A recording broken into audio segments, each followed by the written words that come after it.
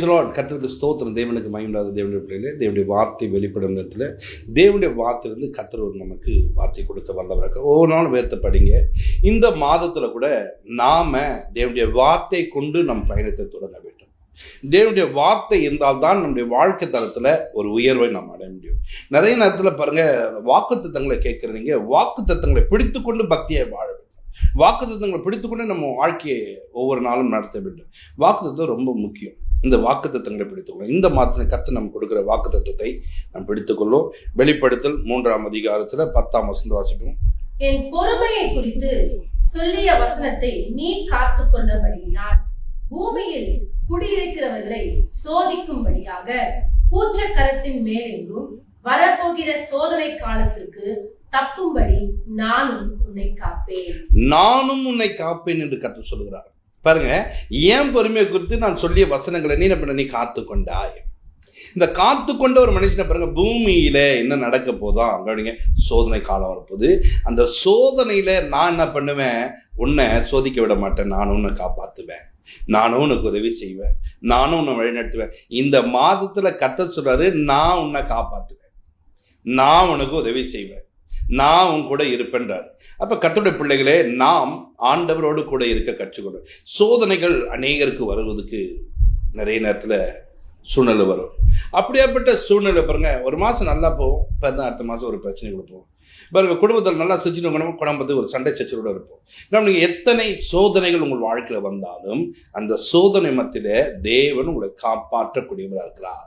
தேவன் உங்களுக்கு உதவி செய்ய வல்லவராக இருக்கார். அப்போ தேவன் நம்மளை காப்பாற்றக்கூடியவராக இருக்கணும்னா நான் ஒரு காரியம் சொன்னேன்னா வசனங்களை கை கொண்டவராய் மாற வேண்டும்.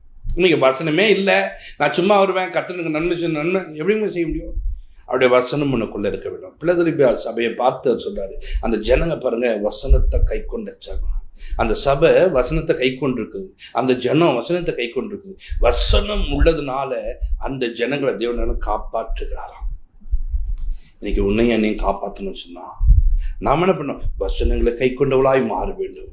வசனம் கூட இருந்தா ஒரு பெரிய காரியங்களை பார்க்க முடியும். கவனிங்க, மத்தேயு புத்தகத்துல 4:3 வாசிங்க. அப்பொழுது சோதனைக்காரன் அவரிடத்தில் வந்து, நீ தேவனுடைய குமாரனே ஆனால் இந்த கல்லுகள் அப்பங்கள் ஆகும்படி சொல்லும் என்றான். கவனிங்க, நீ தேவனுடைய குமாரன் ஆனா இந்த கல்லை அப்பமாக்கும். அப்போ தேவனுடைய குமாரன் தான் சொல்லிட்டு என்ன பண்ண அடையாளப்படுத்திருக்கலாம். அடையாளப்படுத்து நம்ம கல்லை அப்பமாக்கணும். அப்ப பிசாசு சொன்ன வேலையை செஞ்சிருக்கணும். அப்ப சோதனை வரும்போது, இந்த சோதனைக்காரம் வரும்போது உடனே என்ன பண்றது? மனுஷன் அப்பத்தினால் மாத்திரம் அல்ல, தேவனுடைய வாயில பிறக்கிற ஒவ்வொரு வார்த்தையினாலும் பிழைப்பான் என்று சொல்லுது. அப்ப வசனத்தை ஒரு மனிதன் காத்து கொண்டிருப்பதனால சோதனைக்கு தப்பித்து கொடுக்கிறான். எப்படி காப்பாத்தினார் பார்த்தீங்களா? எப்படி காப்பாற்றப்படுறான் பார்த்தியா? வசனம் உள்ள இருந்தது. அந்த வசனங்களை உள்ள வைத்துக் கொண்டு வந்தார்கள். அந்த வசனத்தை வைத்துக்கொண்டு ஒரு காரியங்களை ஜெயிக்கிறார்கள். இன்னைக்கு நம்ம கிட்ட வசனம் இருக்கா? ஒரு காரியங்களை மேற்கொள்வதுக்கு வசனம் இருக்கா? இல்லையே, தெரியலையே, நான் என்ன பண்றது? ஏங்க இவ்வளவு நாள் சபைக்கு போறேன், என்னதான் கத்துன்னு வரேன், டெய்லி பைபிள் எடுத்து படிக்க என்னதான் கத்துக்கிறேன். ஒவ்வொரு நாளும் ஒரு மாதம் நெருக்கடியா போகுது. நெருக்கடியா போகும்போது என்ன பண்ணலாம்? நெருக்கமா இருக்கு புலம்பக்கூடாது. இந்த நெருக்கமான நேரத்துல வேலை இல்லாத சூழ்நிலை, சுற்றிலும் எல்லா விதமான பல விதமான ஒரு நெருக்கம் வந்திருக்கு. அப்ப உடனே என்ன பண்ணா? நிறைய நேரத்தில் வசனம் உனக்குள்ள கர்த்தர் என் மேய்ப்பராக நான் தாட்சியடையேன், அவர் என்னை புல்லுள்ள இடங்களை வைப்பார். அப்ப கர்த்தர் எனக்கு மேய்ப்பராக இருக்கும்போது அவர் என்னை நடத்துவார், அவர் எனக்கு உதவி செய்வார், அவர் என் தேவையை சந்திப்பார், அவர் என்னோடு கூட இருப்பார் என்பதை நீங்க சொல்ல வேண்டும். ஆனா என்ன பண்ணுது? நிறைய நேரத்துல இப்படிப்பட்ட காரியங்களை சொல்வது கிடையாது. வசனம் தெரியாது. எத்தனையோ வசனங்க மனப்பாடமா வச்சிருந்தா கூட அந்த நேரத்தில் எடுத்து யூஸ் பண்ணுறது கிடையாது. ஏன்னா அது பழக்கப்படலை. நீங்க அதுல பழக்கமானாதான் அந்த வசனங்களை நீங்கள் அப்படி எடுத்து சொல்ல முடியும். பழக்கம் உள்ளவர்களா உங்களை நீங்கள் மாற்றிக்கொள்ள வேண்டும். பாருங்க, சோதனைக்காரன் வந்து நிற்கிறான், இந்த கல் அப்பமாக்கிடும். பாருங்க, நமக்கு ஏற்கனவே பசி. இந்த பசி நேரத்தில் என்ன பண்றான்? சோதனைக்காரன் வந்து நீ இதை கல் அப்பமாக்கி தின்னும். உடனே அப்பத்து மேல நம்ம கவனத்தை கொண்டு போறான். உடனே பாருங்க, நம்ம கவனம் அங்கே போச்சுன்னா உடனே அது மேல கவனிச்சு ஆமா இது மாற்றம்னு சொன்னா மாறிக்கும்.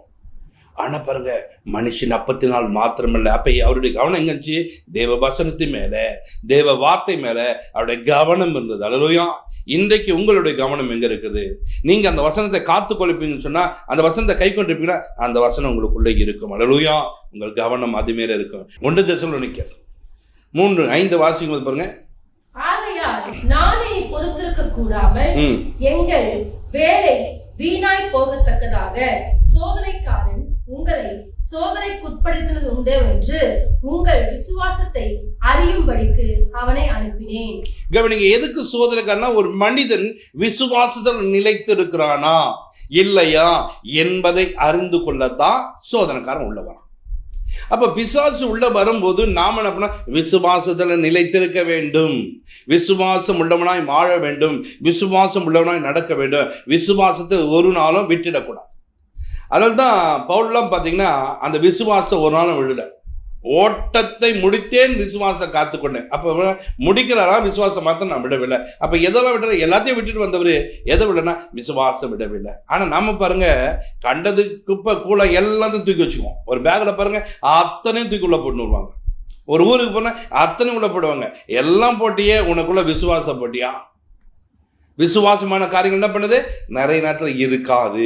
அங்கே போனால் இது இல்லைன்னா என்ன பண்ணுது, அங்கே போனால் இது கிடைக்கல என்ன பண்ணுது, அங்கே போனால் எப்போ எங்கே பாருங்க வீட்டிலேருந்து கிளம்பும் போதே இது இல்லைனா அது இல்லைனா அது இல்லை இது இல்லைன்னு சொல்லிட்டு விசுவாசம் இல்லாத காரியங்களாம். ஏங்க, நமக்காக கர்த்தர் ஒரு கடை வச்சுருப்பாருங்க, நமக்காக தேவையை சந்திக்க அங்கே ஒரு ஆட்கள் வச்சுருப்பாங்க, நமக்கு இந்த பொருள் அங்கே கிடைக்குங்க. அந்த நம்பிக்கை, அந்த விசுவாசம் இருக்கானா? இல்லை. பாருங்க, நிறைய நேரத்தில் இந்த விசுவாசம் குறைவுள்ள மக்களா இன்றைக்கு வாழ்ந்து கொண்டிருக்கீங்க. துவக்கமும் முடிவும் அவர்தான். இந்த தேவனைத்தான் நாம் நோக்கி விடுகிறோம். விசுவாச துவக்குகிறவரும் முடிக்கிறவருமாகிய இயேசு கிறிஸ்துவை நோக்கி நாம் ஓடுகிறோம். அப்ப விசுவாச துவக்கிறவர் முடிக்கிறவர் தேவன். இந்த தேவனுடைய வசனங்கள் தான் நமக்குள்ள தங்கியிருக்கும் போது நமக்குள்ள விசுவாசம் ஒரு நாளும் குறைப்படாது. விசுவாசம் உள்ள மக்களா இருப்போம், விசுவாசமாய் நடப்போம். இன்றைக்கு விசுவாசம் குறைவா இருக்குதுமா இல்லையா என்று செக் பண்ணி பார்க்க இப்ப சோதனைக்காரன்.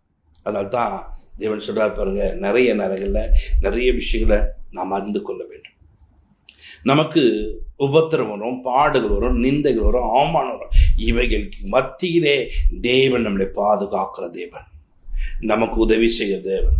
அங்கே வேதத்தில் நீங்கள் வாசிக்கும் போது பார்த்தீங்கன்னா, அங்கே பேதுருவை நீங்கள் பார்க்கும்போது பேதுருக்கிட்ட சொல்றாரு, சாத்தா இப்போ என்ன பண்ணா, உன்னை சூளையில் பிடைக்கிறது போல இப்போ பிடைக்க போகிறான். என்கிட்ட கேட்டான், நீ என்ன பண்ண? விசுவாசம் உள்ளவனா இரு, உன் விசுவாசம் ஒழிந்து போகாதபடி நான் உனக்காக ஜெபிக்கிறேன். அப்ப இந்த மனிதனும் விசுவாசம் குறைவுள்ள ஒரு மனிதனாய் மாறுகிறான், விசுவாசம் மற்றவனாய் காணப்படுகிறான். சேவல் கூவதுக்கு முன்னே 3 தடவை என்ன மறுதளிப்ப?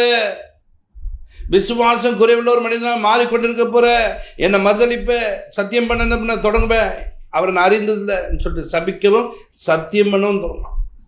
இப்படி மாறக்கூடாதுன்றதுக்காகத்தான் என்ன பண்றதுன்னா, நான் உனக்காக வேண்டுதல் செய்கிறேன். அப்புறம் சோதனைக்காரன் உள்ள வரத்துக்கும் அனுமதி, இந்த பக்கம் உனக்காக விழுந்து போகாதபடிக்கும் காண்பு பாதுகாத்து. அப்ப நாம ஒவ்வொரு நாளும் தேவன் சொன்ன வார்த்தை பிடித்து கொண்டு பக்தியாய் சாட்சியாய் வாழ கற்றுக்கொள்ள வேண்டும். லூக்காவில் வாசிக்கும் 22:31 வாசிக்கும் பாருங்க. பின்னும் கர்த்தர், சீமோனே சீமோனே சீமோனே சீமோனே, இதோ கோதுமையை சுலக்கினால் புடைக்கிறது போல உங்களை புடைக்கிறதற்கு உத்தரவு கேட்டுக்கொண்டான். என்கிட்ட கேட்கிறான், நான் கேட்டிருக்கேன். அதுக்கு அடுத்த வசனம் வாசிக்கும் பாருங்க. உன் விசுவாசம் ஒழிந்து போகாதபடிக்கு உனக்காக வேண்டிக் கொண்டேன், நீ குணப்பட்ட பின்பு உன் சகோதரரை ஸ்திரப்படுத்து என்றார். அப்ப விசுவாசம் ஒரு மனிதனுக்குள்ள இருக்குமானால் அவன் குணப்பட்டவனாய் காணப்படுறான், மற்றவனை குணப்படுத்தக்கூடியவனாய் மாறுகிறான். இன்றைக்கு தேவனுடைய பிள்ளைகளே, நாம் அப்படிப்பட்ட குணப்பட வேண்டும் என்று சொன்னால் நம்மளை ஆண்டவர் பலப்படுத்த வேண்டும். இப்ப சூழ்நிலை புடைப்பது போல புடைக்கிறான். ஆனா நான் என்ன பண்ண போறேன்? உனக்கு நான் உதவி செய்ய போறேன். அப்போ விசுவாசம் உனக்குள்ள குறைந்து போகாதபடி ஒரு மனிதனுக்குள்ள விசுவாசம் இருக்குமானால் அவன் அநேக காரியங்களை ஜெயித்து விடலாம்.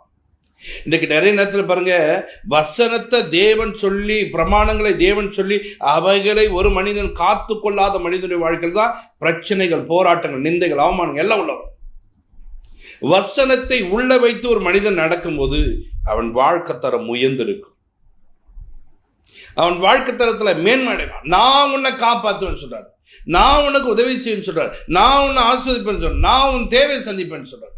அப்ப தேவன் நம்முடைய தேவைகளை சந்திக்க வேண்டும். இந்த மாதத்தில் அவர் காப்பாற்ற வேண்டும் சொன்னா எனக்குள்ள வசனம் இருக்க வேண்டும். இந்த வார்த்தை ரொம்ப முக்கியம். இன்றைக்கு பாருங்க, எங்கன்னா வெளியில போறோம், என்ன பண்றோம்? சாப்பாடை கட்டின்னு போறோம். காலையில் வீட்டில் சாப்பிட்டு நிற்கும் போது அடுத்த வேளை மதியம் சாப்பாட்டுக்கு ஆயத்தமாயிடலாம். மதியம் சாப்பாட்டுக்கு ரெடியாக என்ன பண்ணுறான், கட்டிட்டு போகிறான். காலையில் வீட்டில் சமைக்கும் போதே மதியத்துக்கு கொஞ்சம் அரிசி போட்டு வச்சுருவாங்க. சரி, மதியம் சாப்பிட்டு முடிச்சிருக்கோம், சாயந்தரமாக திரும்ப அரிசி போட்டுருவாங்க. அப்போ பாருங்கள், சாப்பாட்டுக்கு எவ்வளோ முக்கியத்துவம் கொடுத்து, சாப்பாடு இல்லைன்னா என்ன ஆகுது, ஒரு மனிதன் சோர்ந்து போகிறான், பலவீனப்பட்டு போகிறான், ஒன்றும் இல்லாமல் போகிறான். இன்றைக்கு தேவ பிள்ளைகளே, வசனம் அவ்வளவு முக்கியமாக இருக்குது. அதனால்தான் சோதனைக்காரன் வந்தோன்னு இந்த வசனத்தை நம்ம உட்கொள்ளாத, எதை உட்கொள்ளு, இந்த அப்பத்தை உட்கொள்ளு, இந்த கல்லை உட்கொள்ளுன்னு அதை கற்றுக் கொடுக்குறான். ஆனால் வசனத்தை வைத்து கொண்டிருக்க மனிதன் வாழ்க்கையில் அவன் பலமாக இருக்க முடியும். வேதத்தில் நீங்கள் வாசிக்கும் போது யோபின் புத்தகத்தை எடுத்துக்கொள்ளுங்க, அங்கே 23:12 வாசிங்க. அவர் உதடுகளின் கற்பனைகளை விட்டு நான் பின்வாங்குவதில்லை, அவருடைய வாயின் வார்த்தைகளை எனக்கு வேண்டிய ஆகாரத்தை பார்க்கிலும் அதிகமாய் காத்துக்கொண்டேன். உதடுகளின் கற்பனைகளை விட்டு நான் பின்வாங்குவது இல்லை. அப்போ ஆண்டவர் சொன்ன வார்த்தையை விட்டு ஒரு மனிதன் பண்ணுங்க, பின் வாங்கக்கூடாது. அவைகளை கை கொள்ள வேண்டும், அவைகளை கடைபிடிக்க வேண்டும், அவைகளை கொண்டு என்ன பண்ணுங்க, உங்கள் வாழ்க்கை தரத்தை நடத்த வேண்டும். கர்த்தருடைய பிள்ளைகளே, அந்த வார்த்தையை கொண்டு நீங்கள் உங்கள் வாழ்க்கையை செயல்படுத்துங்கள். அந்த வார்த்தை கொண்டு உங்கள் வாழ்க்கை தரத்தை உயர்த்துங்கள். அந்த வார்த்தையை பிடித்துக்கொண்டு பக்தியாய் சாட்சியாய் வாழ கற்றுக்கொள்ளுங்க. இன்னைக்கு கர்த்தருடைய பிள்ளைகள் பாருங்க, அந்த வார்த்தையை உதடுகளின் கற்பனைகளை விட்டு நான் பின்வாங்குவது இல்லை. இன்னைக்கு எத்தனை பேர் பைபிளை படிக்கிறாங்க, பின்வாங்கி போகிறார்கள். எத்தனை பேர் பைபிளை படிக்கிறாங்க, அந்த வார்த்தையின்படி வாழ்வதில்லை. ஏன் வாழ முடியல? பின்வாங்கி போன ஒரு கூட்டம், பின்வாங்கி போன ஒரு ஜனங்கள். பாருங்க, இன்னைக்கு ஆகாரத்தை பார்க்கிலும் உங்களுடைய வசனத்தை அதிகமாக நான் நேசிக்கிறேன். இந்த ஆகாரம் எனக்கு பெருசு இல்லைங்க, உங்களுடைய வார்த்தை எனக்கு முக்கியம் சொல்லிட்டு யோபு நடந்து கொள்ளுகிறார். அப்படி அவர் நடந்து கொண்டதுனால்தான் அவர் வாழ்க்கையில இழந்ததை எல்லாவற்றையும் திரும்ப கொடுத்து பிசாசு வெட்கப்படும் நினைச்சார். அந்த சொல்ற, நான் உன்னை காப்பாற்றுவேன், நான் உன்னை காப்பாற்றுவேன்னு சொல்லிட்டு யோபை காப்பாற்றினார், யோபுக்கு உதவி செய்தார். இப்படிய வாழ்க்கையில இழந்து போன எல்லாவற்றையும் திரும்ப தேவன் கொடுத்தார். ஏன் தெரியுமா? அவர் வாயில எப்பொழுதும் தேவனுடைய வார்த்தையை விட்டு விலகுவது மனிதன் இல்லை. தேவன் எதை சொன்னாலும் அந்த வார்த்தையை கவனிப்பார், அதுக்கு உடனே என்ன பண்ண செயல்பட்டார். இன்னைக்கு பாருங்க, நம்மகிட்ட ஒரு வேலை விட்டாங்கன்னு வச்சுங்க, ஒரு காரியம் சொன்னாங்கன்னா நான் செய்ய மாட்டேன், அவங்க எதனா சொன்னாங்கன்னா நம்ம செய்ய வேண்டியது வரும், அதுக்காக தான் நாங்கள் போகல. பாருங்க, விட்டு விலகுறவங்க. ஆனால் தேவ சமூகத்துக்கு வருகிற பிள்ளைகளே, தேவன் தேடுகிறீங்களே, தேவன் என்கிட்ட என்ன பேசினாலும் அதை நான் விட்டு நான் பின்வாங்க மாட்டேன். அந்த வார்த்தையின்படி நடப்பேன், அந்த வார்த்தையின்படி செயல்படுவேன், அந்த வார்த்தையின்படி வாழ்வேன்னு சொல்லிட்டு நீங்கள் வாழ கற்றுக்கொள்ளும் போது தேவன் உங்களை கொண்டு ஒரு பெரிய காரியம் செய்வார்.